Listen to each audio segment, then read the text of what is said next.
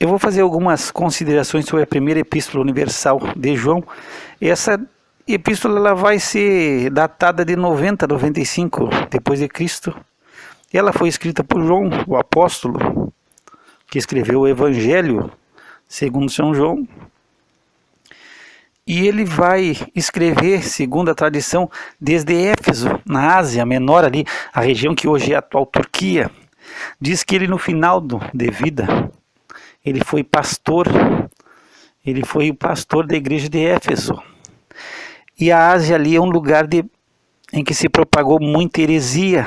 Ali havia um certo homem chamado Cerinto, na Ásia, que ele pregava doutrinas gnósticas, do gnosticismo. E essas doutrinas eram totalmente contrárias, era quase como fábulas.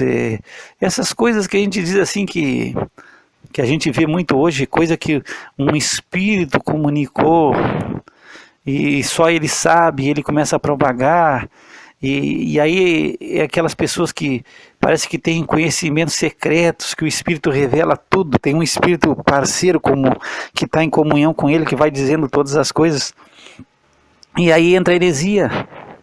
E aí se dizia que Jesus não veio em carne, tu vai ver que João vai bater muito, ele veio em carne, foi Deus encarnado, como Paulo também diz, Deus se fez carne. Então se cria que Jesus era só um espírito, não, era só um espírito, que não tinha carne.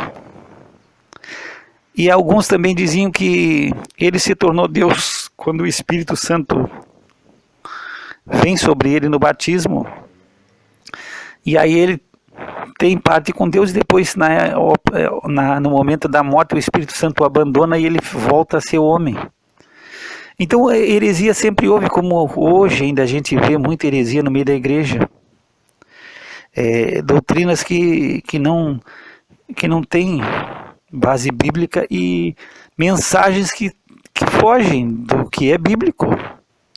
Porque muitas vezes a gente se atém a um ponto e aí se distorce, e Pedro falava na sua epístola, que são pessoas que eles torcem as escrituras.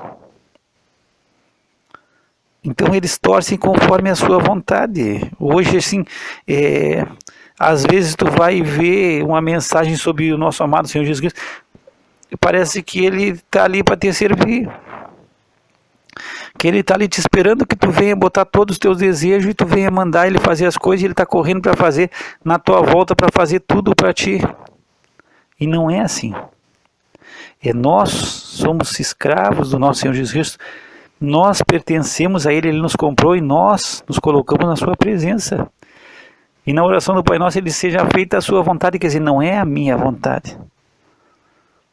Então são as coisas complicadas que a gente vai ser, na maioria das vezes, se tu vai contestar, tu vai ser mal interpretado, tu não vai ser legal a tua mensagem. Se tu fizer uma mensagem bíblica, que é uma mensagem de sofrimento, então antes da coroa tem uma cruz para carregar. Jesus disse: aquele que quiser vir após mim, negue-se a si mesmo, tome a sua cruz, e Lucas diz: cada dia, e siga-me. Então antes da glória tem o sofrimento. Antes da glória tem sofrimento, antes da coroa, de receber uma coroa no céu, tem uma cruz para carregar cada dia. E a cruz significa morte, quer dizer, naquele período os romanos julgavam condenar os inimigos de Roma de morte violenta na cruz, para mostrar para os outros. Então a cruz era colocada no alto lugar para que os outros vissem o que acontecia com quem se levantava contra Roma, quem era inimigo contra Roma. Então se o homem estava carregando a sua cruz, aquela parte transversal da cruz, ele sabia que ele estava indo para a morte. A condenação dele era certa. Ele era um homem condenado a morrer. Não tinha outra saída. Então Jesus nos chamou a tomar a nossa cruz cada dia. E aí o apóstolo Paulo já declara aos Gálatas: eu já estou crucificado com Cristo, e não vivo eu, Cristo vive em mim. Então essa morte, o eu, nós vemos hoje uma mensagem o ego, para o ser humano, elevando o ser humano, levantando o ser humano, e de autoestima pesada. Você bate na autoestima, querendo levantar a autoestima do homem, e é contrário às Escrituras.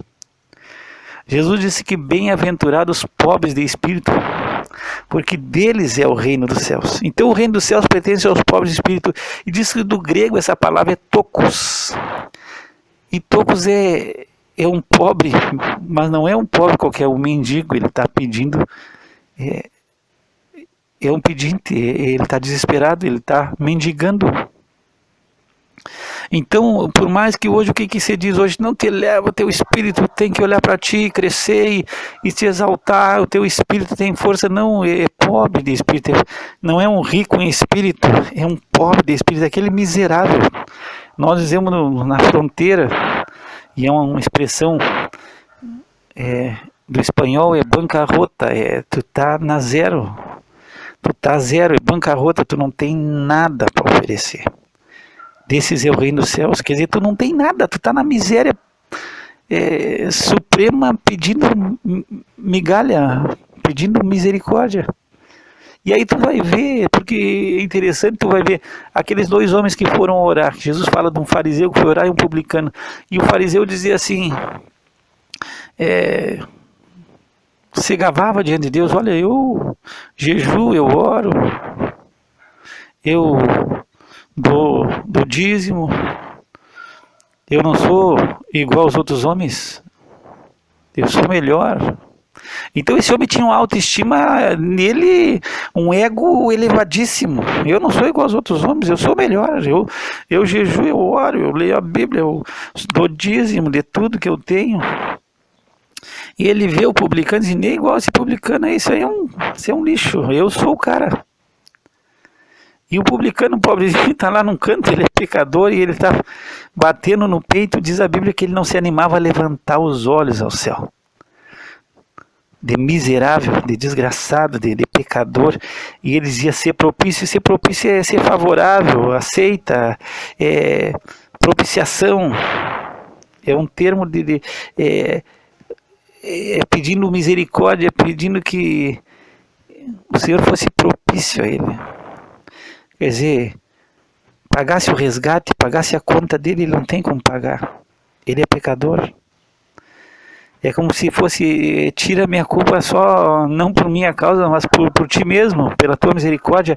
É não ter recurso nenhum para pagar. É reconhecer que tu está na miséria, que tu está na pior, que tu está destruído, que não tem nada em ti que tu possa oferecer pela tua culpa. Não, tu não tem nada, tu está zerado. Então tu só vem de ser propício, quer dizer, eu não tenho nada para pagar minha conta contigo, eu estou só pedindo que tu, por ti mesmo, porque tu é misericordioso, tu pague a minha conta. Que autoestima tem esse homem? Nenhuma, nada. Não tinha nada de autoestima, não se achava digno, se achava o mais indigno, não levantava os olhos ao céu de vergonha da sua condição, da sua indignidade, da sua pobreza, da sua miséria. O outro com a autoestima elevadíssima, chegou lá, autoestima levantada. Quem sabe ele está na igreja e a sua autoestima está sendo levantada. Não, tu é dizimista, tu ora, tu jejua, tu é um homem de Deus, tu lê a Bíblia, tu é o cara, tu é bom. A autoestima levantada. Tu pode chegar diante de Deus e exigir teu direito. Deus tem que te dar. Tu chega lá cobrando de Deus, cobra de Deus. Tu já chega dizendo para Deus: tu tem que me dar. Eu sou fiel e tu é obrigado a me dar as coisas. Então aquele que diz, hoje existe muito isso aí, por que quem não está na igreja não se dá conta, mas existe uma confissão positiva. Tu tem que já determinar, tu tem que determinar as coisas, tu tem que começar a dar ordem, e tu vai dando ordem. Então tu dá ordem para Deus, dá ordem sobre a cura, tu dá ordem sobre tudo, então tu é o cara. Só que o publicano, a autoestima no chão, no lixo, escória. E aí Jesus disse: o publicano saiu justificado e o outro não. Então essas coisas que a gente tem que se antenar, e João vai bater nisso. Ele começa o evangelho falando do que ele ouviu, do que ele viu com seus próprios olhos. Ninguém contou para ele, ele ouviu e viu com os olhos. E ele tocou, apalpou da palavra da vida. As mãos dele tocaram na palavra de vida, a vida eterna que estava junto com o Pai foi manifesta. João vai dizer que essa vida eterna é o nosso amado Senhor Jesus Cristo. A vida eterna foi manifesta. Nós vimos, estamos testificando. E nós estamos anunciando esse Jesus para que vocês tenham gozo. Ele é a vida eterna que estava junto com o Pai e foi manifesta. O verbo se fez carne, Deus se fez carne. E essa é a mensagem que nós estamos anunciando. E Deus é luz e não há trevas nele. E aí ele vai dizer a primeira heresia que se dizia que tem parte com Deus, mas se andava em trevas. Andava de uma maneira incompatível. Paulo usa a palavra axios, que é dignamente, digno, equivalente. A palavra do grego axios é digno, é equivalente. Então, tu tem que andar de maneira equivalente ao evangelho que tu crê, ao que tu diz crer. Eu sei que não é fácil, nós não temos condição, mas nós temos que querer andar dessa forma. Andar dignamente ao evangelho que nós dissemos, que nós cremos. Então, é pagar preço, é sofrer. Antes da glória vem o sofrimento. Antes da coroa vem a cruz. E é interessante, eu vou parar aqui que eu gosto de bater nesses pontos. Ninguém quer carregar a cruz hoje. E o que o nosso Senhor Jesus Cristo disse? Nosso amado Senhor Jesus Cristo: se alguém quiser vir após mim, negue-se a si mesmo. Quer dizer, o eu tem que sumir, o egoísmo, o eu tem que estar na cruz.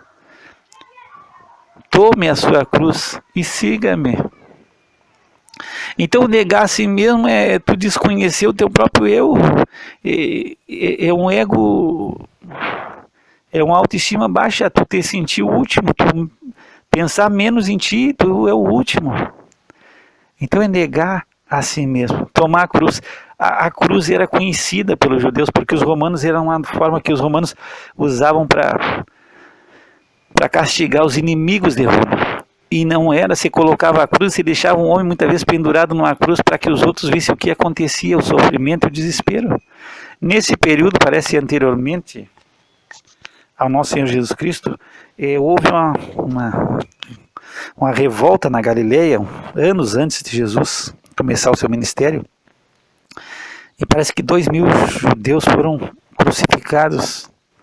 Então, quando alguém via alguém já com a cruz, ou o paralelo da cruz, um pedaço da cruz nas costas, indo para a morte.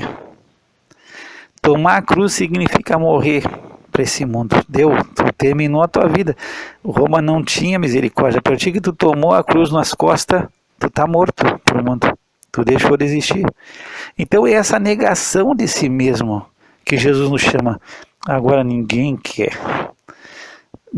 se negar a si mesmo. Eu quero negar todo mundo, mas eu não me nego. Eu não posso me negar a nada. Eu quero tudo. E aqui é uma vida de negação e de saber de condenação, de morte. E o apóstolo Paulo escreve aos Gálatas, isso tem base, eu não estou inventando. Ele diz, eu já estou crucificado com Cristo, não vivo eu, Cristo vive em mim. Quer dizer, eu já estou morto. É carregar a cruz, tomar a cruz, eu já estou crucificado com Cristo. Eu já tomei minha cruz. Eu não vivo mais. Cristo é que está vivendo em mim. Então essa é a diferença. E aqui ele vai dizer de início, se nós dissemos que temos comunhão com Ele, que era uma heresia, se dizia ter comunhão com Deus, parte com Deus, os heréticos. Mas andando em trevas, quer dizer, não é equivalente ao que tu está dizendo, tu anda em pecado, fazendo o que não convém. Vive totalmente contrário ao que a palavra de Deus diz. Mas tu diz, eu tenho comunhão com Deus. Eu tenho intimidade com Deus. Então tinha uma crença, vou abrir mais um parênteses, tinha uma crença que dizia que o que importa é a alma que tem que ser salva. Que o corpo, não importa o que tu faça com o corpo, então tu podia pecar quando tu quisesse, fazer qualquer imundícia que não tem problema, que Deus quer a alma que importa. E com o corpo tu podia fazer o que quisesse. Aí outros já acrescentaram, não, quanto mais tu pecar com o corpo, mais graça tu vai ter, porque o apóstolo Paulo dizia, onde abundou o pecado, superabundou a graça. Então, quanto mais tu pecar, Melhor, porque a graça, tu vai ter mais graça de Deus na tua vida. Então essas coisas vão entrando. Então você pegou uma coisa que Paulo falou e que Pedro escreveu na segunda epístola, e se torceu. Ele fala que o apóstolo Paulo escreveu com a sabedoria que Deus lhe deu, e alguns distorcem ou torcem para a sua própria perdição. Então o apóstolo Paulo disse: onde abundou o pecado, superabundou a graça. Então você criou o quê? Quanto mais tu pecar, mais graça tu vai receber, porque onde tem pecado vai ter mais graça. Não sei se tu está entendendo. Então são distorções. Então se tu diz que tu tem comunhão com Deus, tu tem que andar na luz, tu tem que andar na verdade. Tu não pode andar em trevas, tu não pode andar com a vida que não condiga ou não condizente com o Evangelho. E se nós andamos na luz, como o nosso amado Senhor Jesus está na luz, nós vamos ter comunhão com os outros. Então alguns dizem: não, nós temos comunhão com Deus e estamos andando em trevas, então não pode. Agora, se tu estiver na luz, como Deus está na luz e Deus é luz, tu vai ter comunhão uns com os outros também. Tu vai ter comunhão com os outros e o sangue de Jesus vai te purificar de todo o pecado. Aí também se dizia: nós não temos pecado. Aí de novo, alguns dias não. Nós atingimos um nível espiritual tal que nós não pecamos mais, nós estamos isentos do pecado.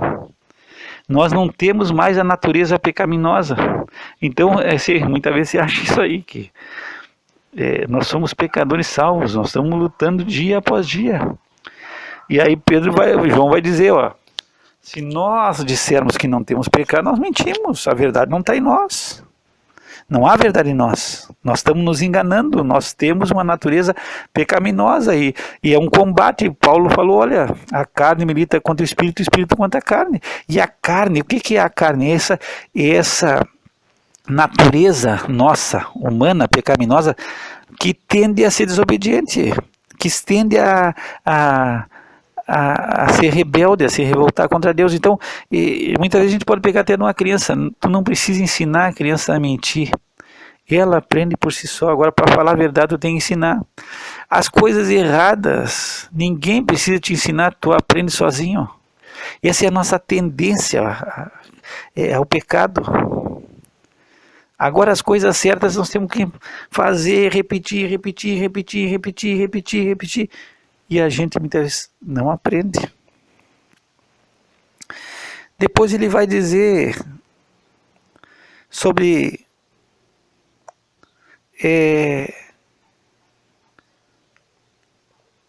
a confissão. Se nós confessarmos nossos pecados,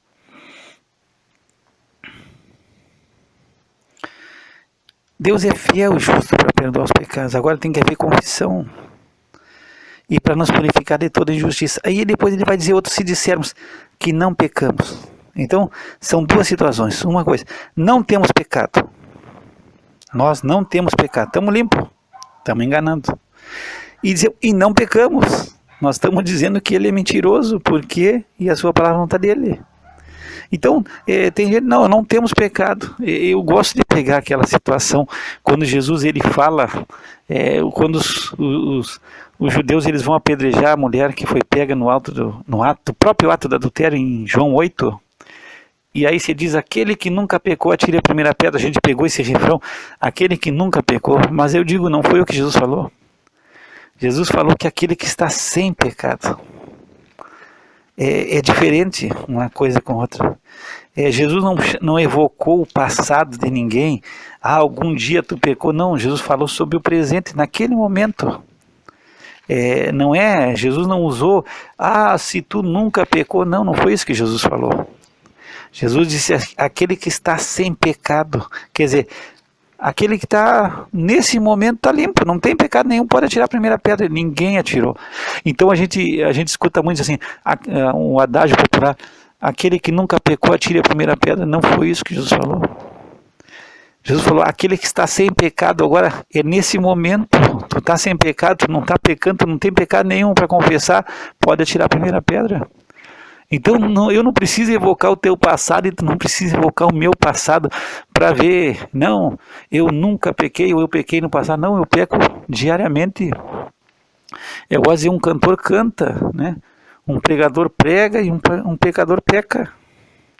É da natureza nossa pecar. E se nós dissermos que não pecamos, nós estamos dizendo que Deus é mentiroso. Deus diz que nós somos pecadores, nós não pecamos. Então, nós estamos fazendo de Deus que Deus é mentiroso. Então, nós estamos negando que a nossa conduta é desagradável a Deus. E pecado, é bom a gente falar o que é pecado. Muita gente sabe o que é pecado. Bom, do grego a palavra é amartia. E que significa literalmente assim, errar o alvo. Errar o alvo. Eu não me lembro se essa palavra amartia é grego ou é hebraico. Agora vai me faltar. Eu não vou correr atrás para ver agora, mas essa palavra, o que significa pecado, é errar o alvo. Eu acho que é grego. Tenho quase certeza. Amartia. A martiologia é a doutrina do pecado. O estudo da doutrina do pecado. E pecado é simplesmente errar o alvo. É como se tu estivesse atirando flechas num alvo e tu está errando o alvo. Então, qual é o alvo? O alvo é a vontade de Deus. Então, quando tu erra por ato ou omissão a vontade de Deus, tu está pecando. Então, por omissão também, porque a palavra de Deus diz, aquele que sabe fazer o bem e não faz, peca. Tu sabe fazer e não faz, tu está pecando. Então, tu pode pecar por omissão, tu está errando a vontade de Deus. E quando por deliberadamente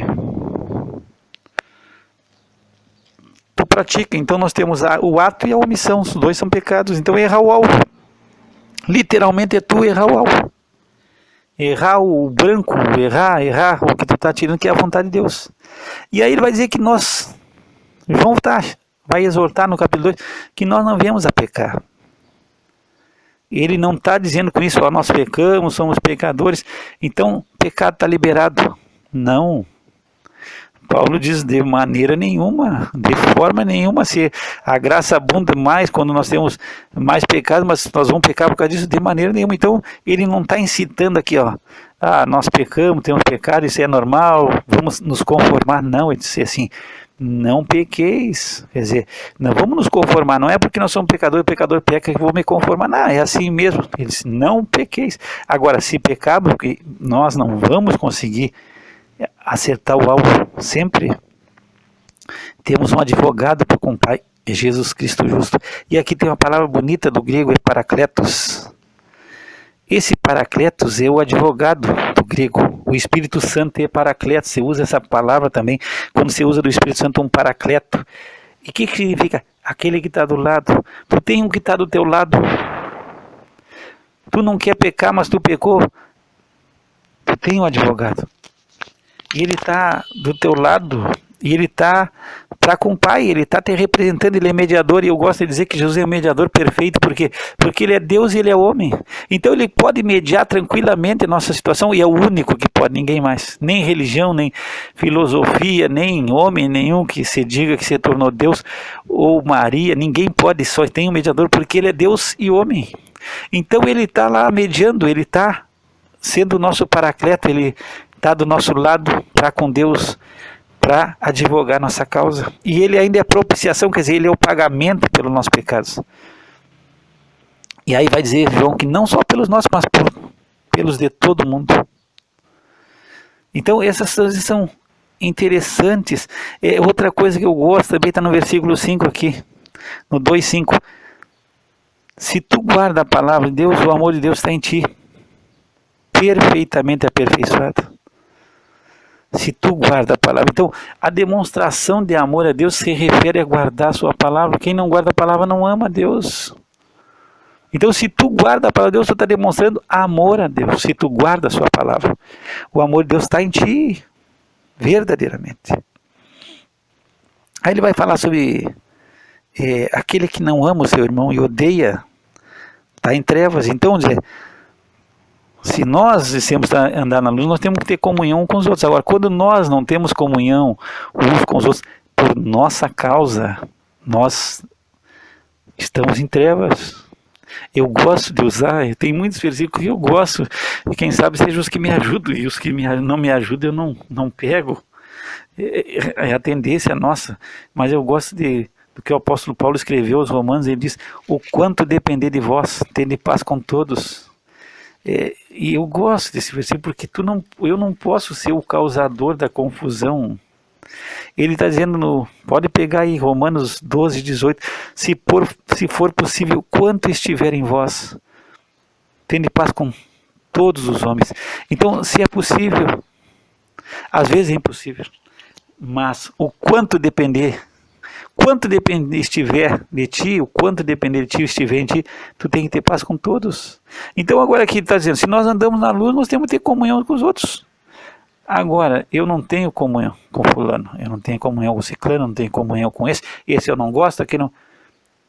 Estamos em trevas, porque o que odeia seu irmão até agora está em trevas. Aquele que ama seu irmão está na luz e não há escândalo. Então é interessante essas coisas, porque eu sei que às vezes não depende de nós, mas o quanto depende de ti, tu tem que ter paz com todo mundo. Agora, eu sei, tem vezes que não tem condição, porque as pessoas não querem ter paz, as pessoas estão em guerra conosco, mas é as pessoas, não sou eu. É isso que é interessante. Esse áudio vai ficar pesado, eu acho demais, porque vai longo. E eu estou no segundo capítulo, eu vou dar uma apressada. No versículo 15 ele diz, não ameis o mundo. E aqui também tem coisa maravilhosa. Se alguém ama o mundo, o amor do Pai não está nele. Então, o mundo é esse sistema, da maneira como é feita as coisas, com injustiça, com engano, com mentira, se dando vazão à carne. Se eu tenho vontade de fazer, eu faço. Eu não vou me negar a prazer nenhum, desde que eu não esteja ferindo ninguém, eu posso fazer qualquer coisa. Então, o jeito do mundo é contrário a Deus.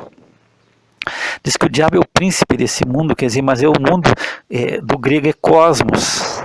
Mas aqui o significado é o sistema, não é as pessoas, não é a criação, é a forma como as coisas são, o egoísmo, a sensualidade, a idolatria ao ser humano, a criatura, o homem está acima de qualquer coisa, o bem maior é o ser humano. Então esse sistema mundial, quando Jesus ele fala que vai para a cruz, Pedro chega e diz assim, tem compaixão de ti mesmo, tu não vai te acontecer nada.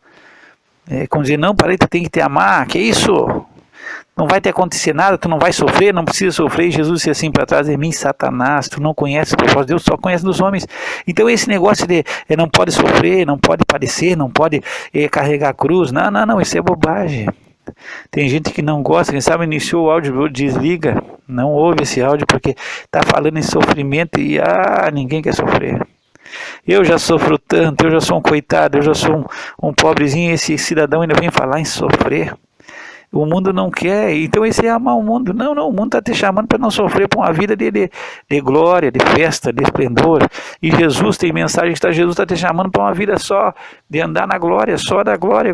Não. Antes da glória tem a cruz. Antes da glória tem o sofrimento, tem o padecimento. No mundo tereis aflição. Então é que não amar o mundo. E aí ele vai dizer o que tem no mundo. O que é? A concupiscência da carne. Quer dizer, concupiscência é o desejo desenfreado da carne, satisfazer. Se eu quero, tem que ter. Eu vou satisfazer qualquer desejo que eu tenha. E o mundo diz que não é ilícito. Então o mundo diz que pode. Não é, no sistema mundial não é pecado. Para o mundo não é, tu não está fazendo uma coisa errada. Se tu está satisfazendo a tua carne, quer dizer, é a concupiscência da carne. Tu tem um desejo incontrolado, se tu tem, por que tu não pode satisfazer? E aqui nós vamos pegar, eu peguei outro dia o exemplo da tentação de Jesus, nós vamos pegar a tentação de Adão e Eva. Quando a serpente engana Eva, a primeira coisa que vai dizer, vamos bater os 3 pontos, concupiscência da carne, concupiscência dos olhos e a soberba da vida. Então vamos pegar essas 3 coisas que tem no mundo. Primeira concupiscência da carne, quer dizer, esse desejo incontrolável da carne de ser satisfeita. Eu quero, e eu não posso me negar a nenhum desejo, porque de repente eu estou mal, eu não estou fazendo mal para ninguém, então eu tenho que ter.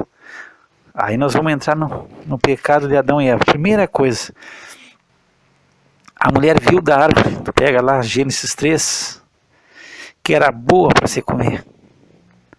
Então, a primeira coisa que é bom para comer, por que eu não vou comer? Mas era proibido. Era proibido, Deus tinha proibido. E tem coisas que para nós são proibidas, mas o que é? É bom para comer. Então, o proibido atraiu, era bom para satisfazer a carne. Então, a primeira coisa que ela viu, que era uma árvore, era boa para se comer, então satisfazer a carne. É proibido, mas vai trazer prazer, vai dar prazer. Então, mesmo que seja um prazer momentâneo, é bom. Então, esse tem que satisfazer a carne, é bom para comer. Mas é proibido, mas é bom. E eu não posso me negar nada a mim mesmo. Depois fala sobre a concupiscência dos olhos. Então esse desejo dos olhos, tudo que a gente vê, a gente quer ter. Ah, eu quero ter. Aí tu te desespera para ter qualquer coisa. Hoje a maioria de nós estamos endividados com cartão de crédito orando, porque tudo que a gente vê, a gente quer. A gente não quer se negar nada. A gente vê que eu quero. E aí nós estamos todo mundo endividado, os cartões de crédito tudo estourado. E aí o que ele vai dizer aqui? Agradável aos olhos, para dar conhecimento, certo? Então aqui, ó, agradou os olhos, a concupiscência, os olhos foram agradados, porque vai dar entendimento. Então, eu quero ter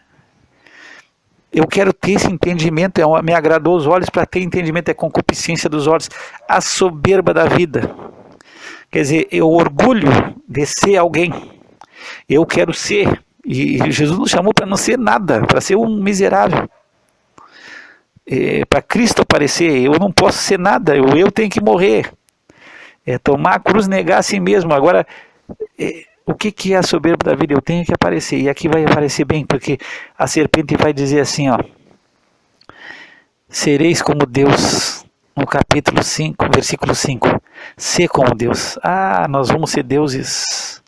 Tu tem um Deus dentro de ti, tu vai ser grande, tu é Deus, tu tem poder dentro de ti, existe um poder, tu vai mudar a tua situação só na tua mente, começa com a tua mente, uma mente positiva, e tu vai transformar todo mundo ao teu redor pelo poder que existe, e tu vai ser como Deus, tu é Deus.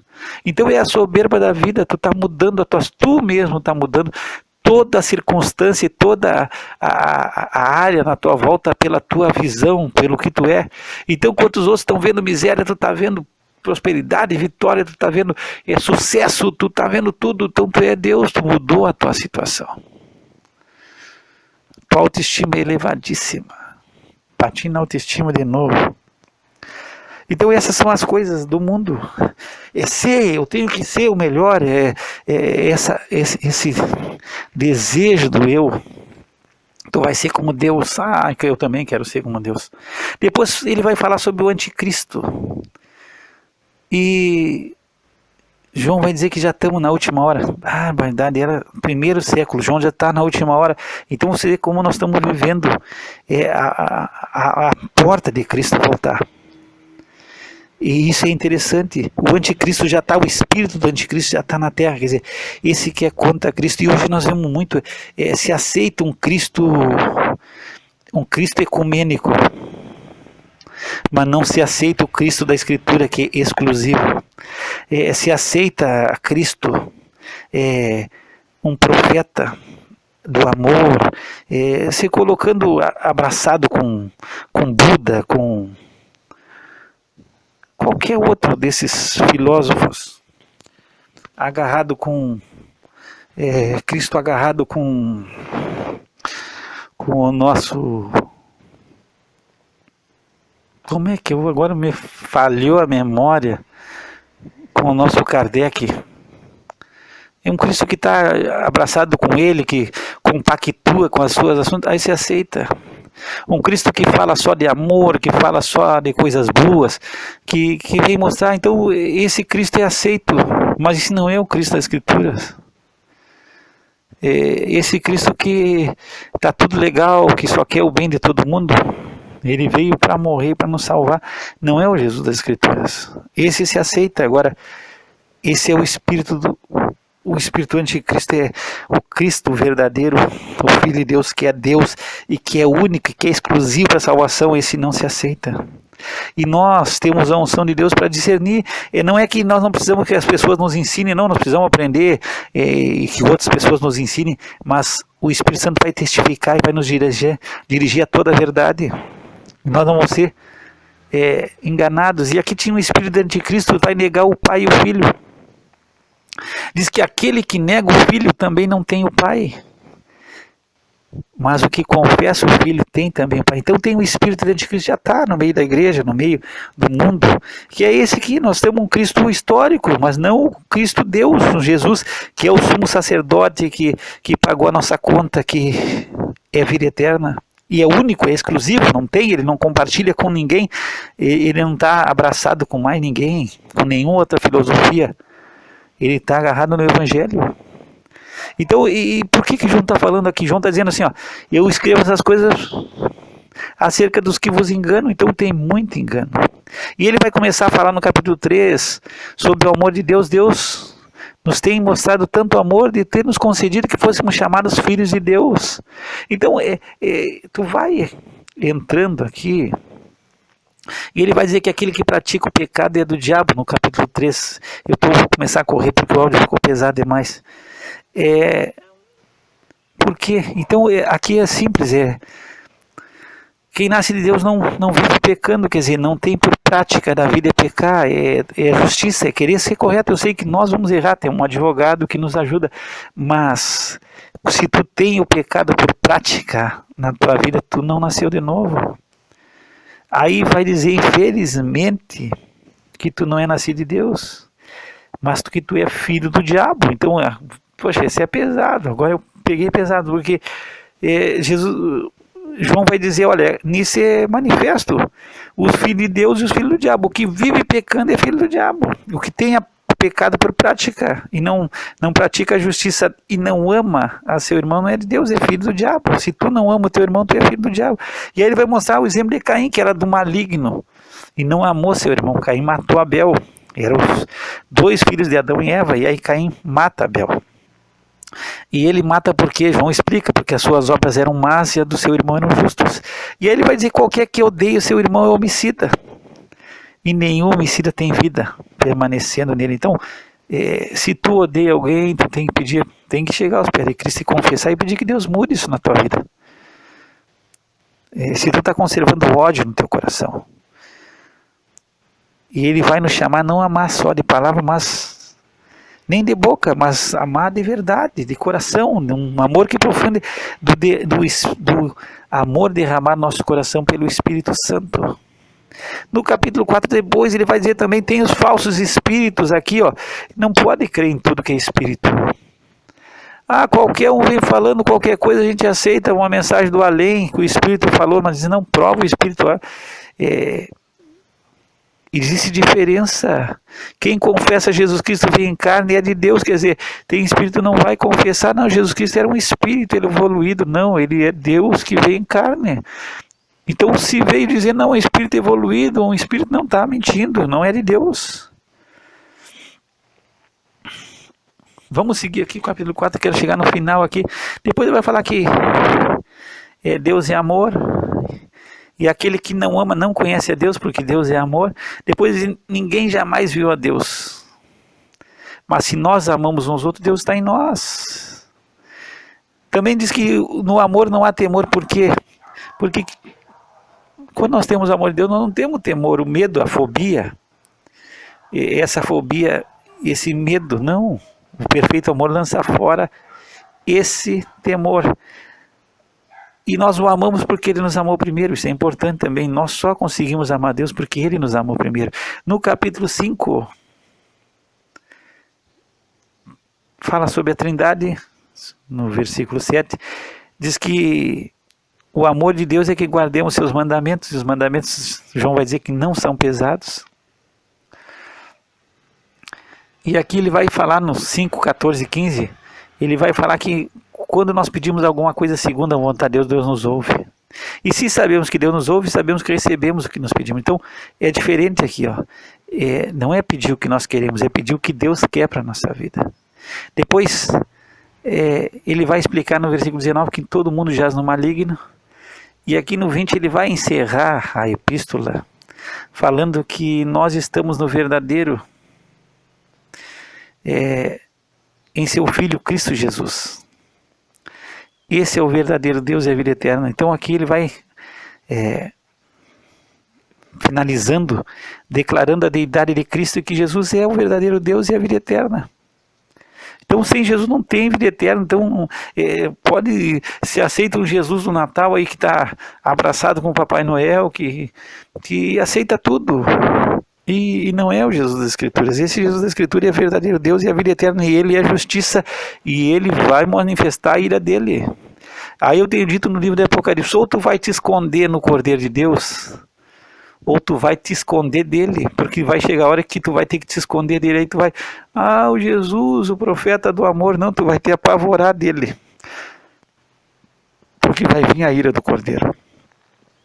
Então, nós temos que aprender a amar as Escrituras, conhecer as Escrituras, e que Deus tenha misericórdia de nós. Pai, nós temos graça pela Tua Palavra, que venha falar ao nosso coração, que venha a nos ensinar, a nos admoestar, e que nós possamos amar a Tua Palavra. Nós não amamos, Senhor.